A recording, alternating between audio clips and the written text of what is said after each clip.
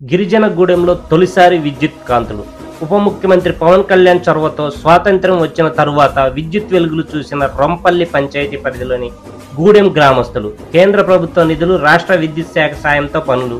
17 కుటుంబాలున్న గిరిశిఖర గ్రామానికి సుమారు 9.6 కిలోమీటర్ల మేర 217 విద్యుత్ స్తంభాలు, ప్రతి ఇంటికి 5 బల్బులు, 1 ఫ్యాన్ ఏర్పాటు. ప్రపంచానికి దూరంగా విసిరేసినట్టు అడవిలో ఉండే గూడెం అనే గ్రామం అది. అల్లూరి సీతారామరాజు జిల్లా అనంతగిరి మండలం రొంపల్లి గ్రామ పంచాయతీ పరిధిలో ఉంది. గూడెం గ్రామ ప్రజల ఇళ్లలో నేటి వరకు విద్యుత్ వెలుగులు లేవు. స్వాతంత్ర్యం వచ్చి దశాబ్దాలైన వారు పడుతున్న వ్యతలు బాహ్య ప్రపంచానికి తెలియవు. అలాంటి గిరిపుత్రుల సమస్యను ఉప ముఖ్యమంత్రి పవన్ కళ్యాణ్ మనసుతో అర్థం చేసుకున్నారు. 5 నెలల్లోనే గిరిజన గ్రామంలో వెలుగులు నింపారు. గిరిపుత్రుల ముఖాల్లో ఆనంద కాంతులు వెల్లివిరిసేలా చేశారు. బుధవారం ఆ గ్రామంలో ఉన్న 17 ఇళ్లకి విద్యుత్ కనెక్షన్లు ఇచ్చారు. అల్లూరి సీతారామరాజు జిల్లా అనంతగిరి మండలం రొంపల్లి గ్రామ పంచాయతీ పరిధిలోని గూడెం గ్రామం ఉంది. మండల కేంద్రానికి 50 కిలోమీటర్ల దూరంలో 17 ఆవాసాలతో ఉంది ఆ గ్రామం. గూడెంలో నివసించే గిరిపుత్రులకు రోడ్లు, రక్షిత తాగునీరు, విద్యుత్ వంటి కనీస మౌలిక వసతులు అందడం లేదు. బాహ్య ప్రపంచంతో వీరి సంబంధాలు అంతంత మాత్రమే. పగటి వేళల్లో ఉపాధి కోసం బయటకు వచ్చే గూడెం గ్రామస్తులు రాత్రిళ్లు బిక్కుబిక్కుమంటూ కాలం వెళ్లదీసేవారు. అడవి జంతువులు వచ్చి తమ ఊరి మీద పడతాయేమోనని భయంతో బతికేవారు. గతంలో ఎన్నో మార్లు అధికారులకు తమ సమస్యను చెప్పుకున్న పరిష్కారం లభించలేదు. 5 నెలల కిందట రాష్ట్ర ఉప ముఖ్యమంత్రి పవన్ కళ్యాణ్ దృష్టికి తమ సమస్యను తీసుకువచ్చారు. అడవి తల్లి బాటతో గిరిపుత్రుల జీవితాల్లో వెలుగులు నింపుతున్న మీరు మా గ్రామంలో విద్యుత్ కాంతులు నింపమంటూ కోరారు.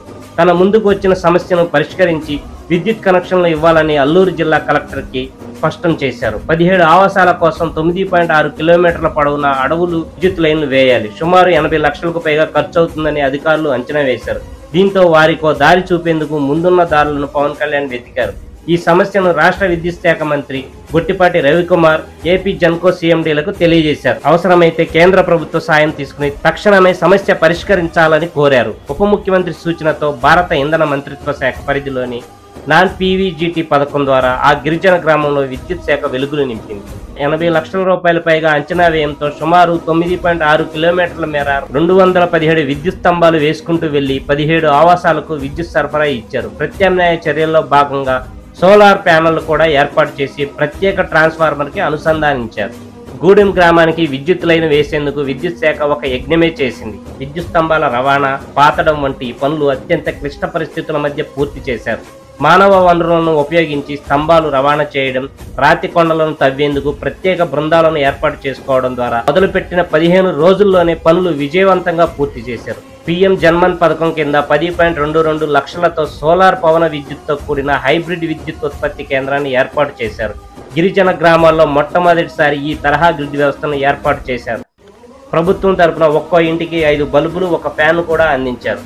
ప్రధానమంత్రి నరేంద్ర మోడీ నేతృత్వంలో కేంద్ర ప్రభుత్వం గిరిజన ప్రజలు నివసించే శిఖర ప్రాంతంలో విద్యుత్ వెలుగులను నింపేలా నిధులు కేటాయించిందని ఉప ముఖ్యమంత్రి పవన్ కళ్యాణ్ తెలియజేశారు.